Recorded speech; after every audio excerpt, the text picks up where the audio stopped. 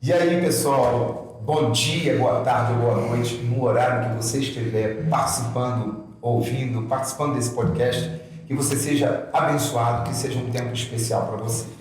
Hoje, nós, aqui no NasciCast, eu, pastor Ney Messias, quero responder a uma pergunta muito importante na hora de escolher seu cônjuge. Quais os critérios que eu devo ter na escolha do meu cônjuge? Com quem eu devo me casar? E para responder essa pergunta, eu chamei um casal muito especial aqui da igreja. Eles fazem parte do meu time aqui da Nasci para Deus, são líderes do Ministério de Noivos. E eu estou aqui com Wanderson e Jennifer, e eles têm 10 anos de casados, são pais do Benício, e quero dar a oportunidade para vocês cumprimentar o pessoal. Wanderson. Graça e paz a todos, graça e paz, pastor. Um privilégio, muito bom poder estar aqui com vocês, desfrutando desse tempo e colaborando para a gente responder, então, essa pergunta. Paz, pessoal, muito bom estar aqui. Nós acreditamos que vai ser um tempo muito bom. Essa mesa vai ser muito boa para compartilhar tudo a respeito sobre o tempo de noivado para o casamento. Perfeito. Que bom, gente. Bom, de início, né, eu queria que o pessoal conhecer um pouquinho a história de vocês, rapidamente, para a gente conhecer vocês. Começa, acho que a mulher é mais detalhista, né?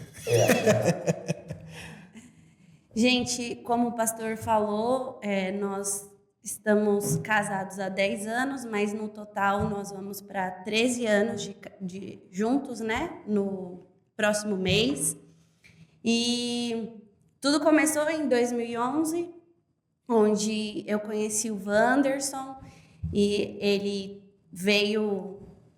acompanhava aqui, na época era Apacentar, e eu era da Assembleia.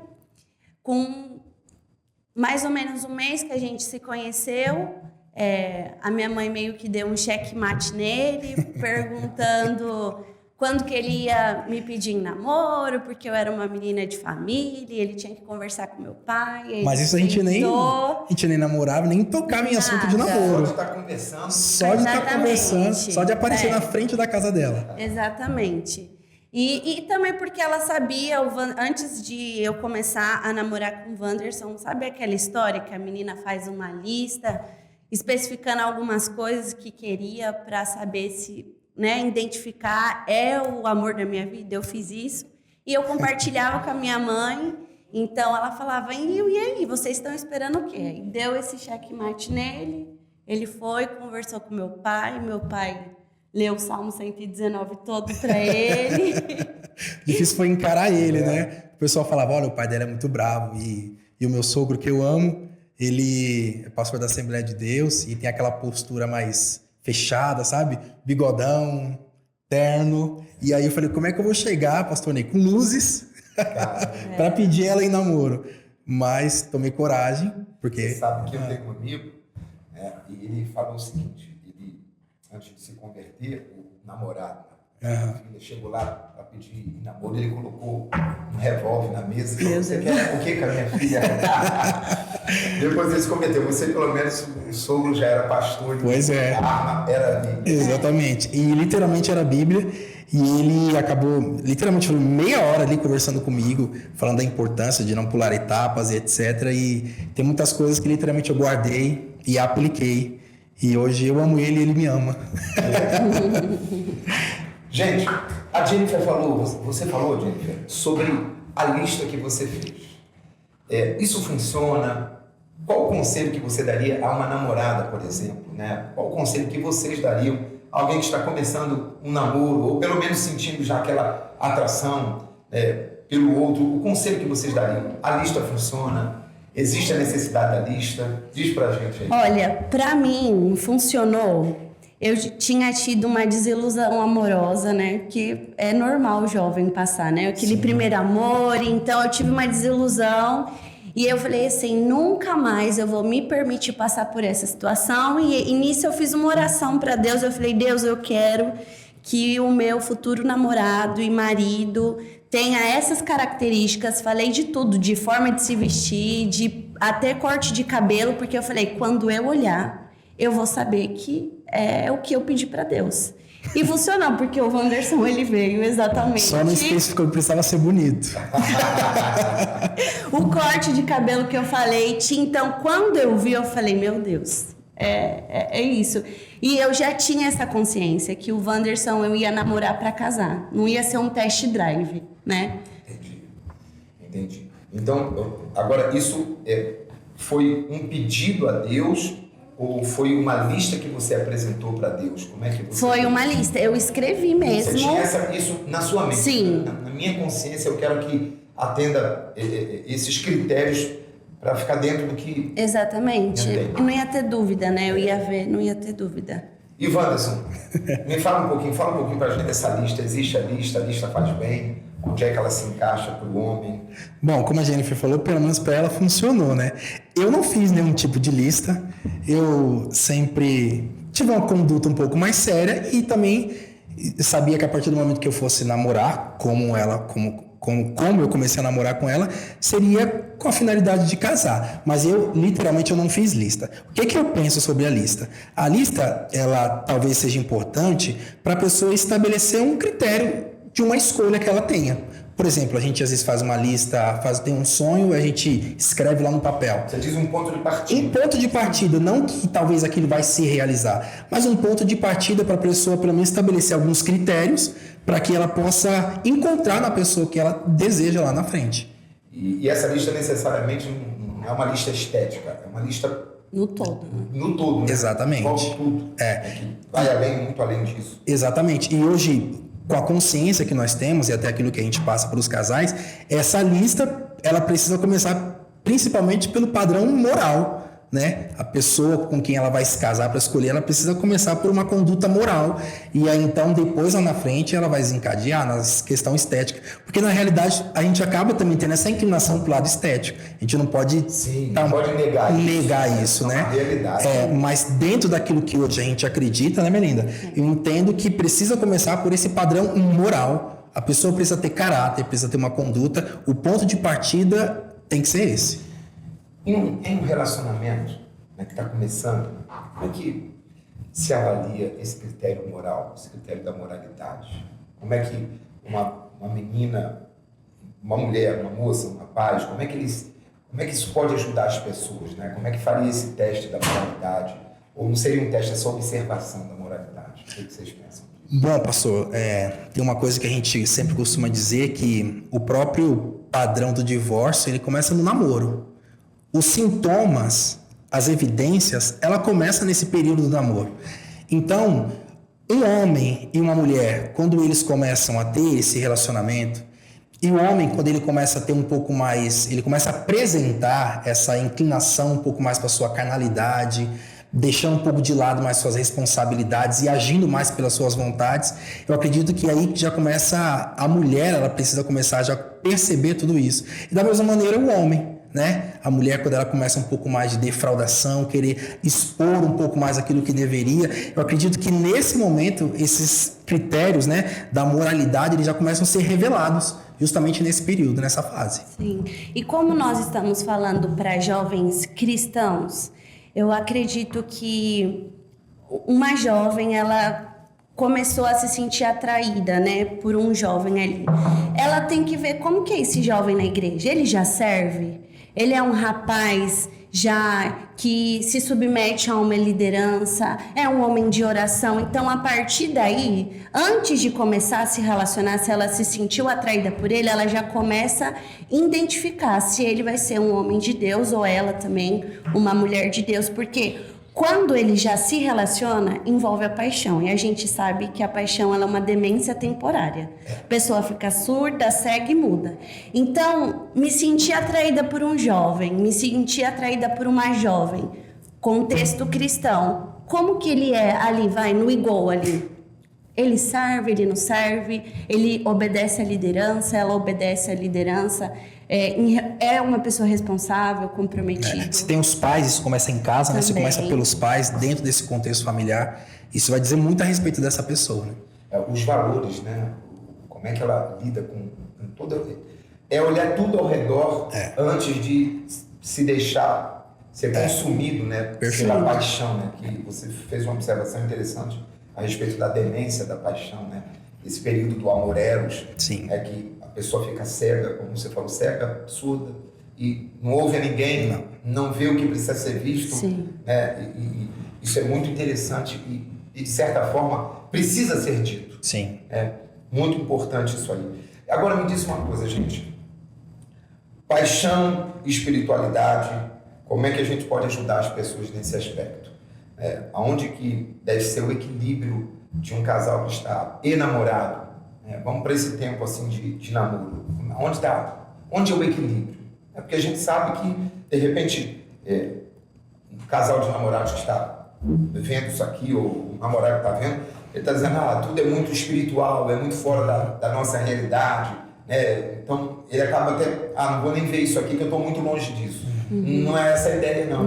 E eu queria com vocês construir esse não seria meio termo, mas o lugar certo, né? O lugar certo de comportamento, de conduta, de inteligência, de espiritualidade dentro do namoro. Qual a dica, a orientação que vocês podem dar a um casal? Bom, o que eu penso é o velho filtro, né? Se esse relacionamento está te aproximando ou te afastando de Deus, né? A gente já começa a observar por aí. E a gente não pode também negar, pastor, que hoje a gente trafega entre a espiritualidade, né? E as questões naturais da vida também. E o relacionamento, eu penso que ele trafega entre essas duas coisas também. A espiritualidade e a naturalidade, usando esse termo aqui. Então, um casal, né? Quando ele começa a se relacionar, quando ele começa a namorar, ele precisa ter muito dentro dele, como a gente falou aqui no início, aquilo que eles pensam sobre a vida, aquilo que eles estabeleceram lá atrás como padrão, para eles poderem começarem a dar esses passos de fé. Gente, eu me perdi nessa pergunta. Um ponto assim que dá pra gente focar é no julgo desigual. Perfeito. Isso vai trazer um equilíbrio. Porque o julgo desigual, né, não se trata só do cristão e não cristão.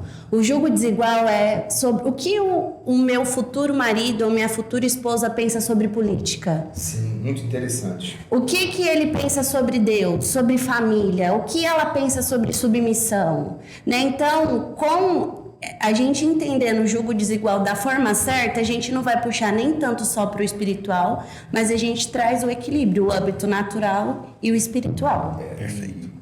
Falando de julgo desigual, você não se perdeu, não. Falando de julgo desigual, por muito tempo, né, isso foi ensinado nas igrejas, que o julgo desigual era crente com não crente. Sim. É bem verdade que também, porque a expressão julgo na Bíblia fala daqueles bois que aravam a terra, né? Então, a própria Bíblia tem um mandamento no livro de Deuteronômio, você não vai colocar o boi para arar a terra junto com o jumento, né? No mesmo jugo, porque ele não vai dar certo. E aí, quando se usa o jugo desigual na Bíblia, está fazendo exatamente analogia disso, ao boi e o jumento. E parece bem interessante isso, porque se o casal não estiver com a mesma mentalidade a respeito de vida financeira, Sim. eles vão ter um jugo desigual. Sim. Se eles não tiverem a mesma mentalidade a respeito da fé, eles vão ter um jugo desigual. Sim. Se eles não tiverem o mesmo pensamento a respeito da família de origem, né, de sogra, de sogro, eles terão um jugo desigual. E é muito interessante a gente falar disso, e abrir esse pensamento, que são conversas que precisam entrar nessa fase de namoro. Eu acho que até antes do noivado. Sim. Né? E eu queria perguntar para vocês, se vocês têm pelo menos 3, 4 perguntas que hoje vocês fariam num tempo de namoro pro outro.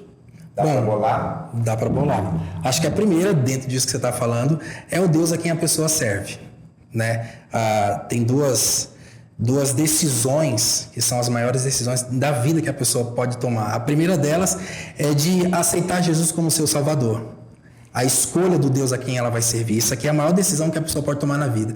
E a segunda maior decisão é com quem que ela vai se casar, né? Que é uma escolha que, dentro do critério de Deus, que o casamento ele é vitalício, ou seja, ele precisa ser para sempre. Então, eu preciso escolher muito bem com quem eu vou me casar com a pessoa que eu vou me casar, e aí encaixa justamente disso. Eu preciso entender qual é a visão ampla que ela tem sobre a vida, qual a visão ampla que ela tem sobre Deus, qual a cosmovisão que ela tem sobre o mundo, para que eu identificar se isso vai se encaixar com o meu padrão de vida, com a minha escolha, com aquilo que eu decidi escolher para minha vida, né, Melina? Se eu e o Wanderson, a gente começasse a namorar hoje, eu iria querer saber como que foi a infância dele.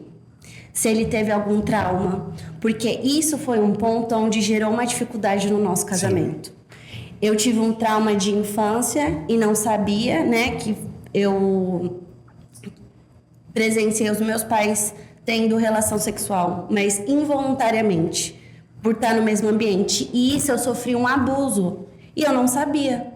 Quando deu um problema no nosso casamento, que a gente passou por uma crise, esse trauma que eu não sabia que eu tinha passado, estourou. Então eu iria querer saber como que foi a sua infância. Você já passou por algum trauma, por algum abuso? Porque a partir daí eu encontro a raiz que pode gerar um problema lá na frente. Aí entra a questão que a gente está falando, de conhecer a fundo, literalmente, a pessoa, conhecer a história.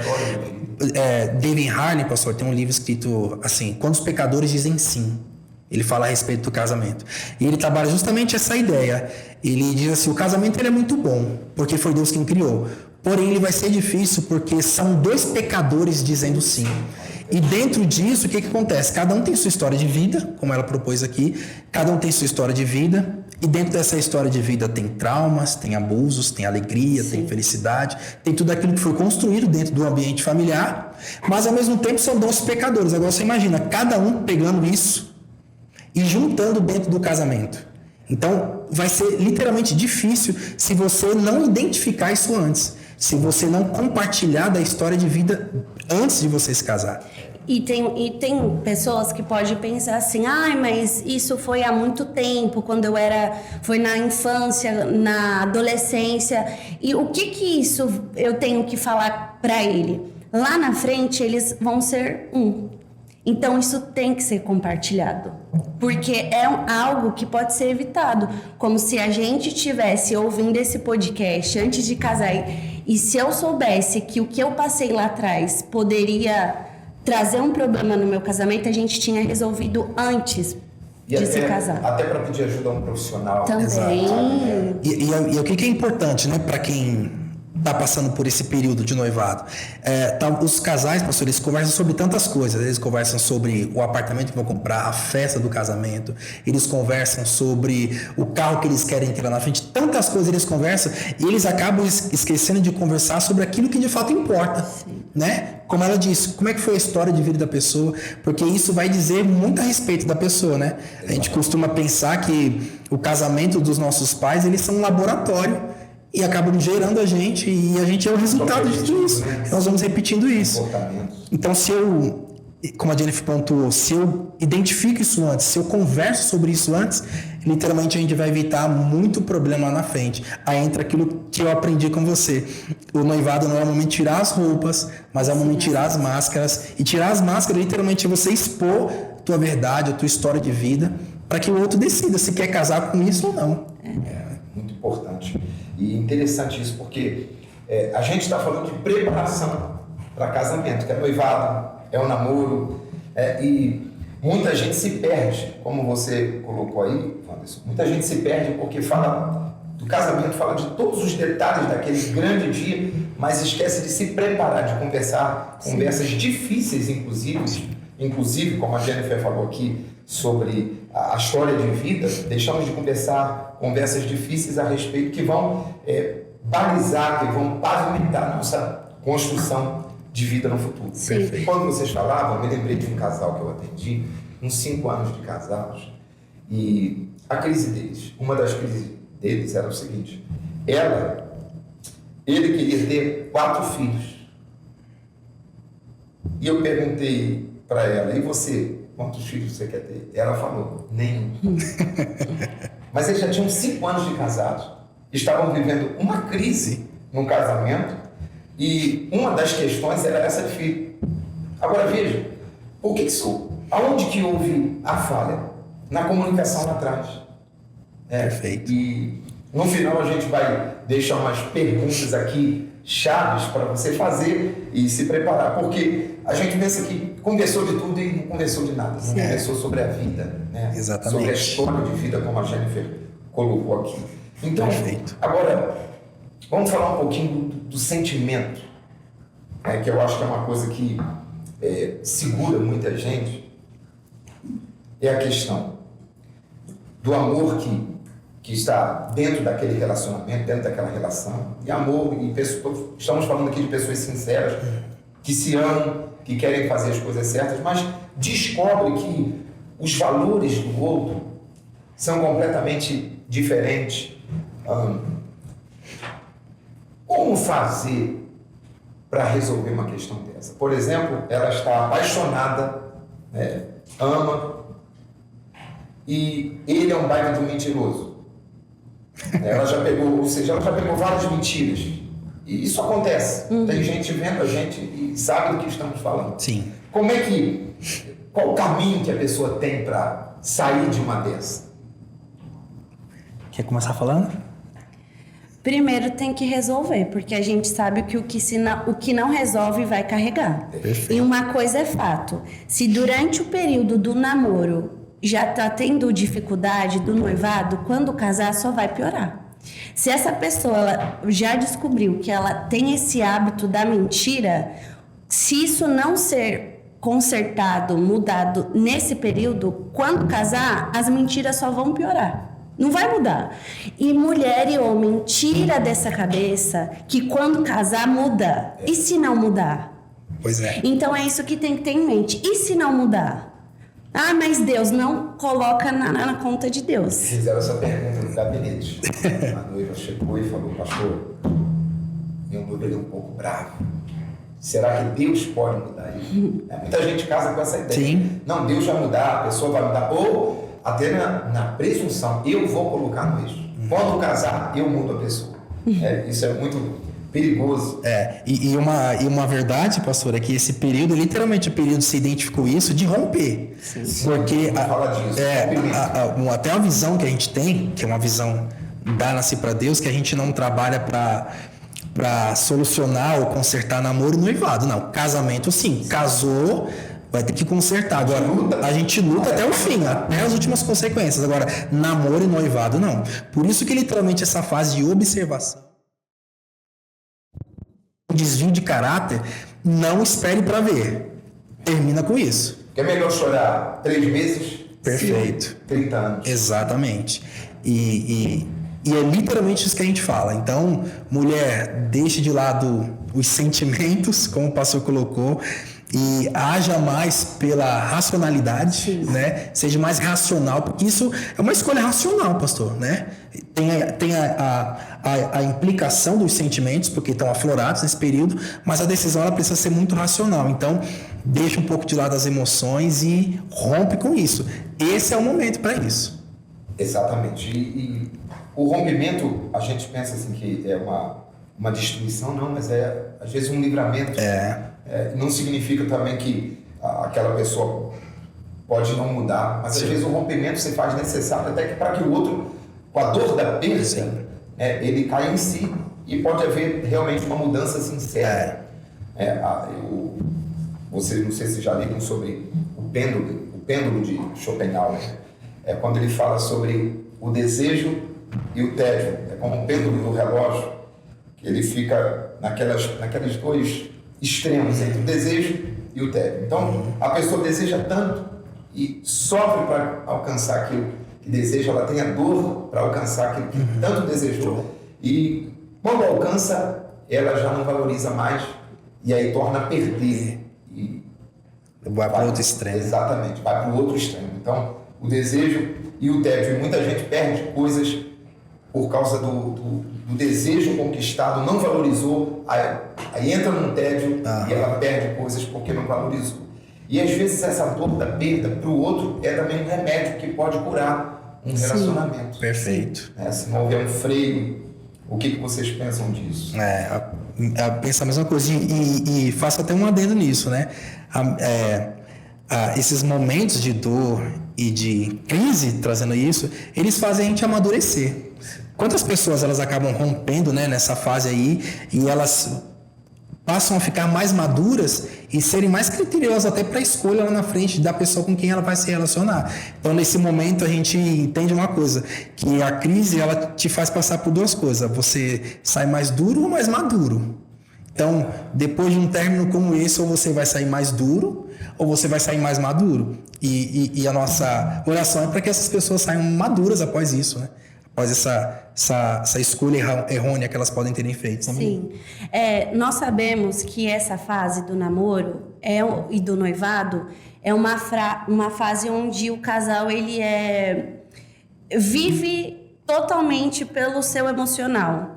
Mas vocês precisam fazer de tudo para ser racional. A Bíblia fala que o coração do homem é enganoso. Então, não se deixe levar pelos seus sentimentos, porque ele pode te enganar e te frustrar.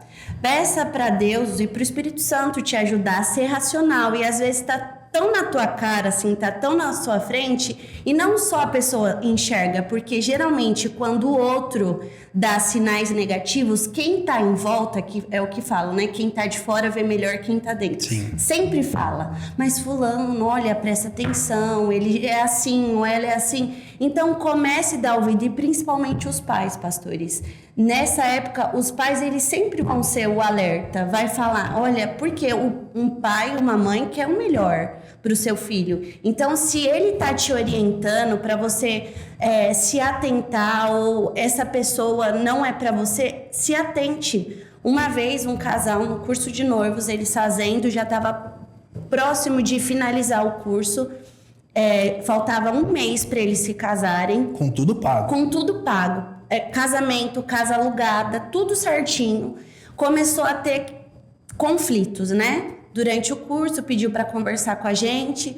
Ali na conversa, a gente já percebeu que a menina era extremamente feminista. Ela não deixava o cara falar. Ele falava, ela tomava frente. Os pais dele são pastores e falava, filho, presta atenção, você não vai ser feliz e tal. Mas ele, ali envolvido com a paixão, não dava ouvido.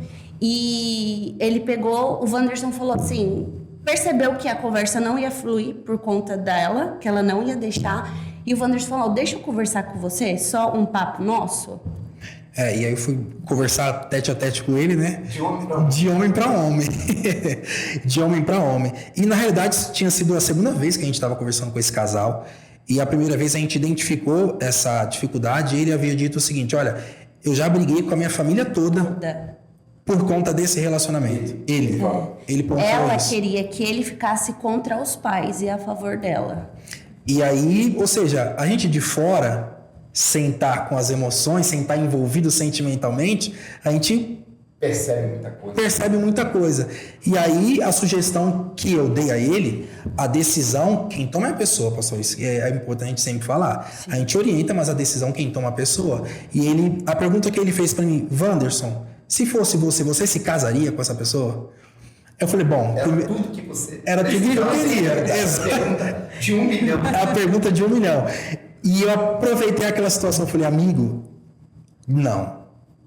Aí pontuei o porquê, e aí, com tudo pago, passou incrivelmente. Ele acabou dando ouvidos, faltando um mês. Ele deu ouvido e foi doloroso, porque eles já estavam envolvidos, né? Sim. A gente não está negligenciando a dor de ninguém, sabe que é difícil. Dá para desprezar. Não dá para desprezar. Mas a gente sabe que lá na frente, de uma vez que eles se casarem, o dano vai ser pior. A dor é muito maior. A dor é muito maior. As consequências maiores. Exatamente. Uma quebra de uma aliança. Então, tudo isso a gente conseguiu orientar e esse casal conseguiu agir da maneira correta. Mas, infelizmente, isso não acontece com outros, né? Sim. Geralmente, por conta dos sentimentos, das emoções, acabam deixando se levar. Então, estou com a pessoa errada. Descobri que eu estou com a pessoa errada. Eu estou com a pessoa errada. Eu descobri isso. O que fazer? Então, tem o que a Jennifer falou sobre a oração, sobre a razão, né? A racionalidade.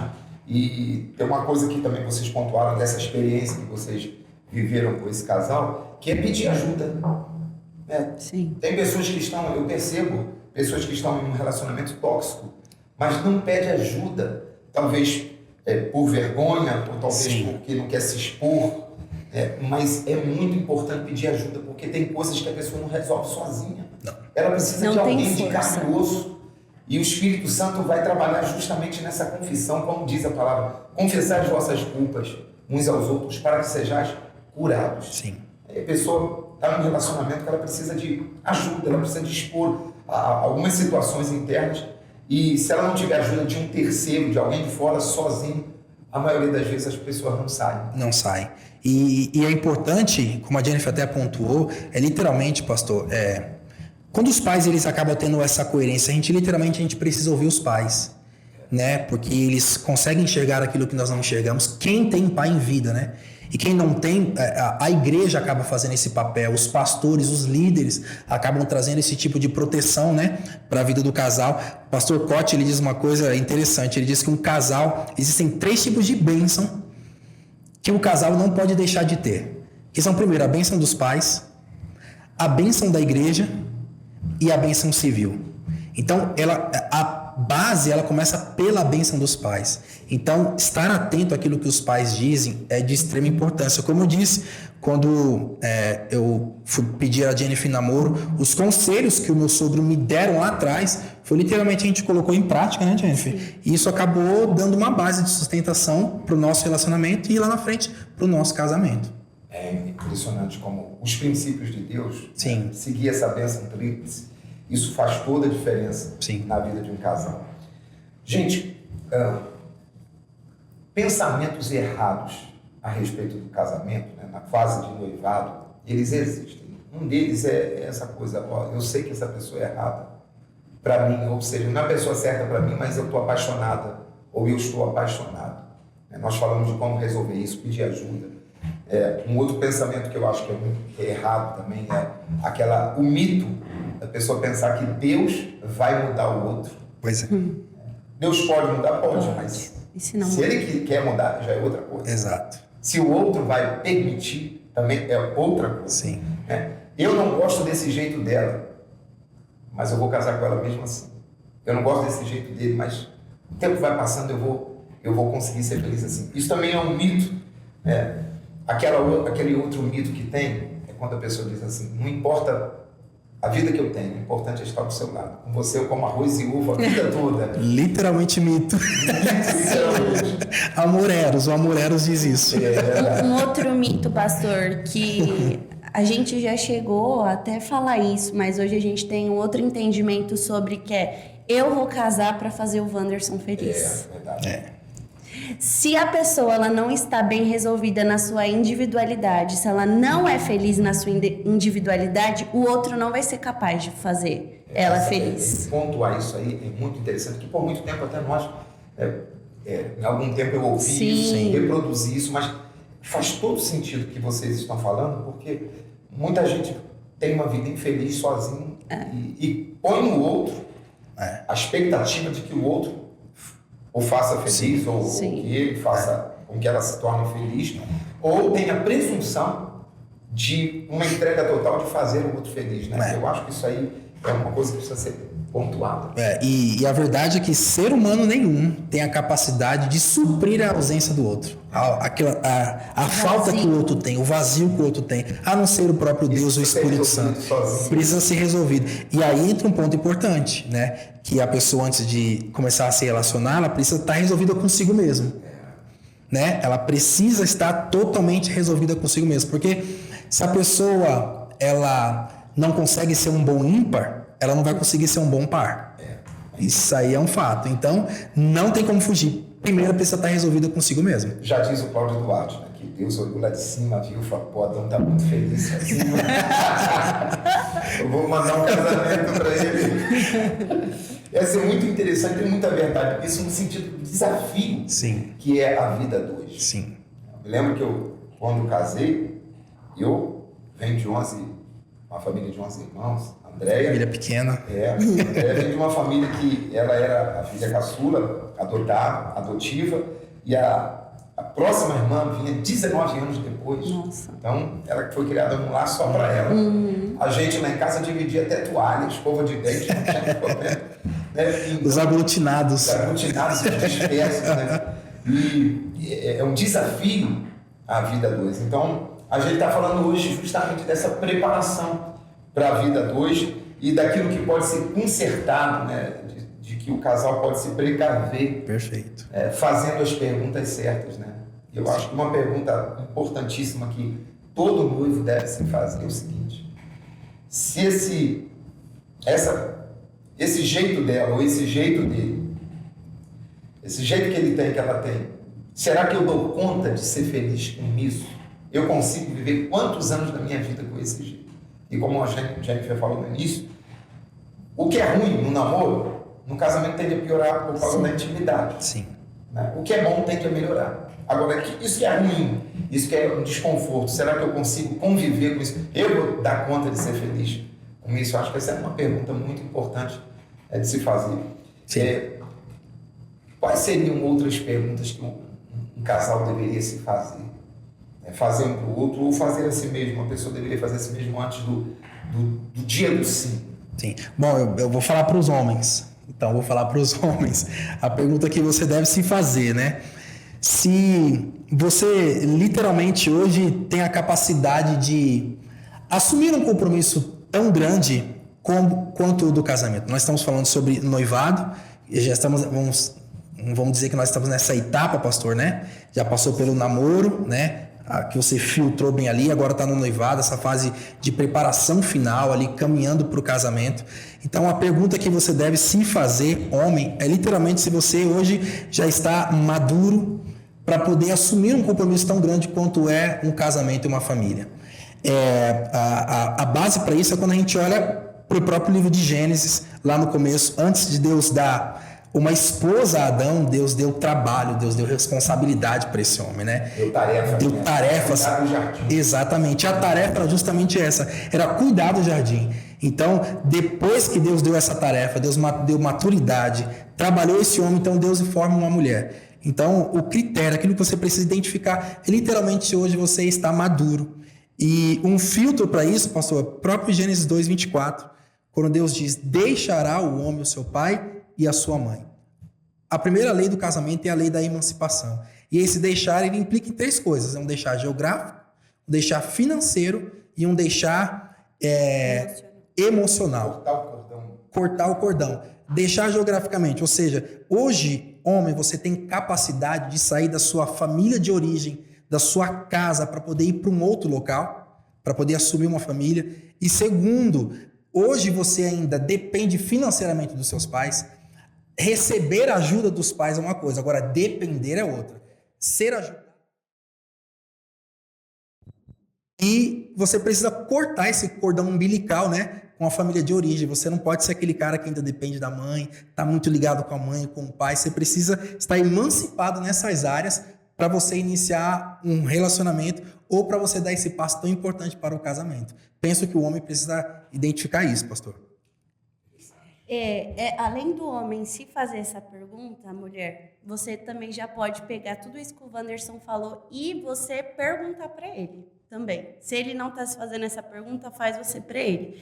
E falando para as mulheres, isso é um ponto tanto para o homem observar e perguntar, quanto para a mulher se autofazer, em questão da submissão, pastor. Hoje a gente vê esse movimento do feminismo que está pegando muitas mulheres, não só fora da igreja, mas muita mulher dentro da igreja que se diz ser feminista sem saber o que é o movimento. As implicações, né? Exatamente. E a submissão, ela não começa só no padrão do casamento, ela começa antes. Porque você primeiro tem um noivo para se submeter, que é Cristo, né? Todos nós devemos nos submeter a Cristo. Então, antes de me casar, como que é eu em relação à submissão? Eu tenho dificuldade? Porque eu, Jennifer, tinha. O Wanderson passou muito comigo. E uma coisa é certa, se você não se conserta antes de casar sobre a submissão, se você não entende plenamente o que é ser submissa, lá no casamento vai acontecer situações que você vai aprender a ser amarra. Porque a submissão é um princípio. A mulher, ela precisa estar. Então, mulher, você é submissa? Mas o que é submissão? Submissão é ser inferior, é ser capacho? Não é.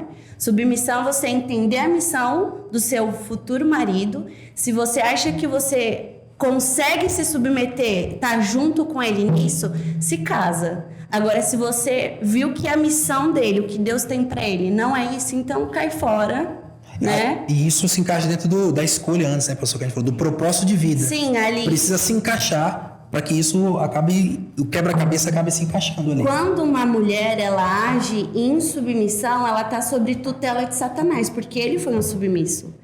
E o papel predileto de Satanás é esvaziar o sentido das palavras. E a submissão, ele tem esvaziado esse sentido. A mulher se acha inferior ao homem, mas esse não é o propósito da submissão. Não é ser inferior, não é ser sem voz, porque, então tá bom, então eu vou me submeter. O homem, ele tem que ser ignorante, tem que me agredir, eu não tenho que fazer nada. Essa não é a ideia da submissão. Então, se você não se submete é porque você ainda não entendeu qual é o real significado que Deus deu sobre a submissão para nós mulheres. Muito interessante isso aí.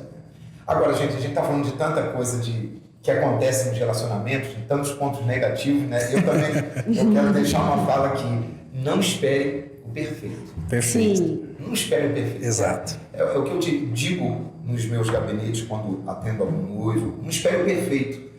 Porque o perfeito não existe. Não existe o homem perfeito, não existe a mulher perfeita, não existe casamento perfeito. Então, não espere o perfeito. Não espere que dê certo. Faça dar certo. Perfeito. Tem coisas que dá para consertar, tem coisas que são inegociáveis. Nós falamos aqui no início, abusos, algumas coisas são inegociáveis. Mas tem coisas que não chegou no nível de perfeição, mas chega no nível do que é coerente. Sim. Chega no nível do que é saudável. Então, eu diria para os casais, não espere perfeito, mas espere um casamento saudável. Perfeito. Não espere dar certo, faça dar certo. Exato. Isso é fundamental para um casamento saudável. E aquela coisa, né? O casamento não vem pronto, se constrói. Um namoro não vem pronto, você constrói. Um noivado não vem pronto, você constrói.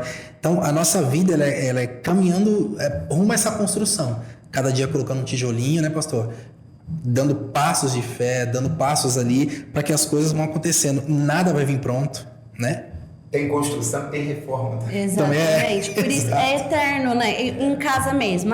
Construiu a casa, tá tudo ok. Vai passar 5 anos, você vai eu preciso pintar novamente. Então, esse é o relacionamento, né?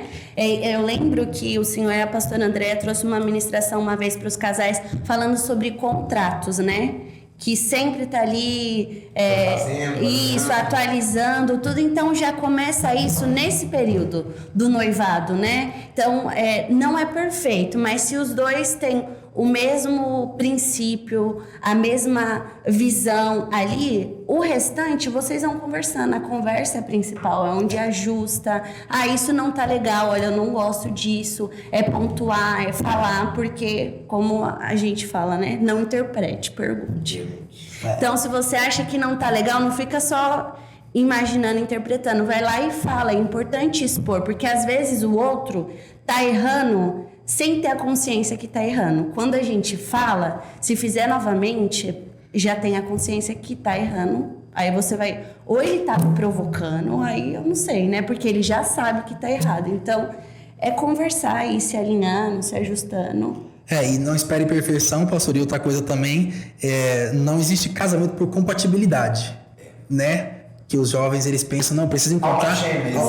Alma gêmea, não existe alma gêmea. Cara, só no filme. Eu era criança e eu ouvia minha mãe falar, falar do casamento da minha irmã mais velha com o meu cunhado. Realmente eles se dão muito bem. Minha mãe falava, eles são alma gêmea, tem que casar com alma gêmea. Mas depois que eu descobri que não existe.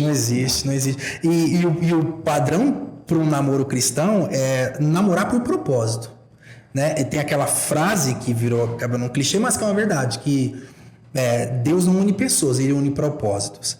E quando a gente vai olhar, por exemplo, quando eu olho hoje para a minha vida, para aquilo que eu entendo que Deus tem para a minha vida, a Jennifer, por mais que ela seja literalmente diferente de mim, é justamente essa diferença que me complementa, que me completa. Mas os dois estão com um propósito só. Exatamente. Então, o importante é estar alinhado no propósito. Não é a compatibilidade de literalmente, é o mesmo gosto musical, eu gosto do mesmo filme, ela também gosta. É tão bonito, né?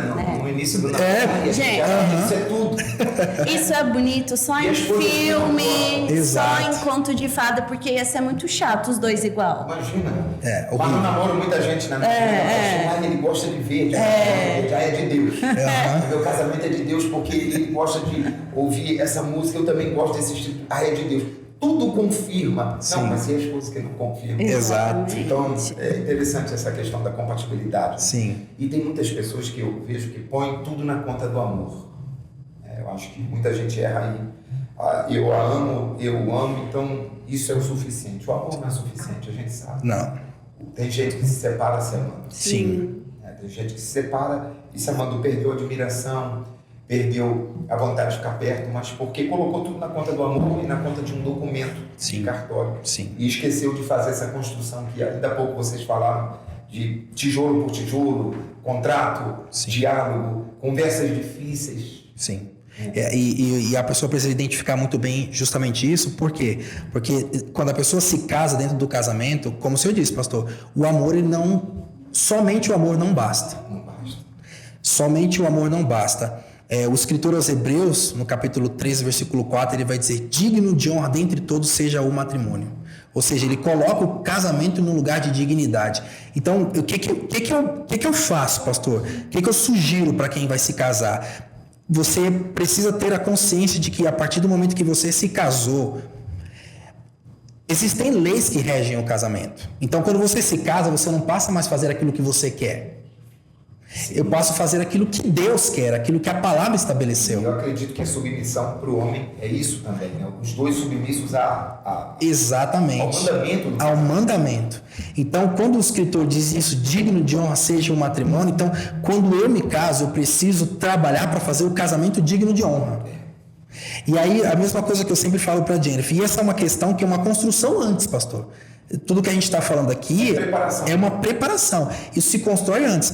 Por isso que um filtro importante para a mulher identificar ou escolher alguém, esse cara literalmente ele precisa ser alguém que ama a Deus. Mais do que ama a ela. Mais do que ama ela. Ela amar a Deus mais do que ama a ela. Exatamente. Ele precisa amar a Deus. Esse cara, e você identifica isso quando ele aprende a colocar mais suas responsabilidades antes das suas vontades. Então, se esse cara ele ama mais a Deus, ou seja, ele precisou antes do casamento pegar a sua cruz, negar a si mesmo e seguir a Jesus, ou seja, o filtro é o relacionamento com Jesus. Então, quando ele se casar, ele não vai ter dificuldade de dar a vida pela sua esposa, porque ele já deu a vida lá atrás, ele já matou a si mesmo. E aí entra aquilo que eu estou falando, é a gente viver em prol do casamento. Hoje, uma coisa que eu sempre falo para Jennifer, que foi uma coisa que foi construída lá atrás, é que a gente trabalha literalmente para fazer o casamento digno de honra. Então, eu não faço para Jennifer aquilo que ela merece. Porque a partir do momento que ela faz uma coisa que me desagrada, qual que vai ser a minha inclinação? Né? Eu vou devolver, eu não vou fazer. Então eu não faço aquilo que ela merece, eu faço aquilo que o casamento requer que eu faça. E aí é justamente isso, colocar o casamento nesse lugar de honra. Mas isso é uma coisa que é construída lá atrás, a partir do momento que o homem com a mulher tem primeiro esse relacionamento com Deus. Um ponto que eu acho que é importante a gente frisar aqui, que o Wanderson falou, sobre colocarmos a responsabilidade, né, acima dos sentimentos. E aí, Jennifer, como que eu consigo identificar num homem ou numa mulher que ela ama mais a Deus do que a mim? Nós sabemos que nesse período antes do casamento, namoro, noivado, é um período onde o amor eros está assim, lá em cima, né? É aquela coisa, e geralmente, num relacionamento, quem se posiciona para não acontecer ter o ato sexual, geralmente são as mulheres. A fornicação, né, no caso. São as mulheres. Então, mulher, você já começa a ver aí por esse homem. Ele tá colocando as responsabilidades acima dos sentimentos e dos desejos dele carnal. Se ele tá te procurando, se ele tá te tentando, pode ter certeza que o amor dele em Deus não tá no nível que deve estar. E se essa mulher também, porque não é só o homem que provoca, tem muitas mulheres também que não se comporta, defrauda o seu noivo ou o seu namorado com o tipo de roupa, né? Então, com esse termômetro, como eu sei que eu estou colocando as minhas responsabilidades acima dos meus sentimentos e desejos, é que eu estou priorizando a vontade de Deus, a cumprir princípios. Então, se eu não estou fazendo isso, se eu estou querendo cair em tentação, ou provocar, ou incitar o homem ou a mulher, aqui a gente consegue ter uma noção se ele está sendo um homem ou uma mulher que está amando a Deus. É a mais pura verdade. Isso é muito interessante, né? ter esse ponto de partida. Bom, gente, a gente está chegando ao final desse bate-papo aqui e eu espero que tenha sido muito bom para você. Eu espero que você consiga responder essa pergunta, quais os critérios que eu devo colocar. Não faça uma lista grande, não espere o que é perfeito. Sim. Considere o que é essencial. E chegamos ao final desse podcast e eu quero agradecer a vocês por esse tempo de conversa. A gente que agradece. Consideração final, Wanderson, e depois a Jennifer. Começa pelas mulheres. Bom, foi muito bom esse tempo. Espero que de alguma forma essa conversa agregue no relacionamento de vocês, não só no relacionamento, mas em você como indivíduo, né? Porque antes do casamento, primeiro vem você como indivíduo. No casamento, a história muda. Então, que você agregue, que aproveite, supra todo o conhecimento que foi liberado e um dia, quem sabe, você vai estar aqui com a gente no curso de noivos da Nascer para Deus, exatamente. Coisa boa. Eu também quero agradecer por esse tempo. Obrigado, pastor, minha amada. Que vocês possam aprender com um pouco daquilo que nós falamos aqui. Se vocês quiserem aprender mais, é só ir lá no curso de noivos. Mas posso terminar com uma última dica? Claro, amigo. A última dica... Você tá em casa. Uma vez, estamos falando de noivado, tem uma história no livro de Dietrich Bonhoeffer que diz assim, que um casal estava perto de se casar, procuraram ele e fizeram a pergunta, qual conselho que você nos daria para que a gente pudesse se casar? E aí ele disse assim, guarde isso que eu vou dizer a vocês, não é o amor que sustenta o casamento, é o casamento que sustenta o amor, é o casamento que sustenta a aliança. O que ele estava querendo dizer com isso aqui? É que no casamento não são os sentimentos que vão sustentar. Como nós dissemos aqui, existem momentos literalmente que só o amor não basta. Mas a aliança, quando vocês priorizam a aliança, essa aliança tem a capacidade de sustentar o casamento de vocês. Aquilo que Deus estabeleceu. Então, quando vocês se casarem, guarde isso. Não é o amor que vai sustentar o casamento de vocês, mas é o casamento que vai sustentar o amor de vocês e não o contrário. É isso que eu gostaria de pontuar aqui para a gente finalizar. Isso é bem verdade. É bem verdade. Gente, muito bom. Eu espero que você tenha sido abençoado, isso tenha agregado valores na sua vida. E não esqueça de deixar um like aqui, ativar as notificações e a gente volta no próximo NasciCast. Beijo no teu coração e não esqueça de uma coisa: você nasceu para Deus.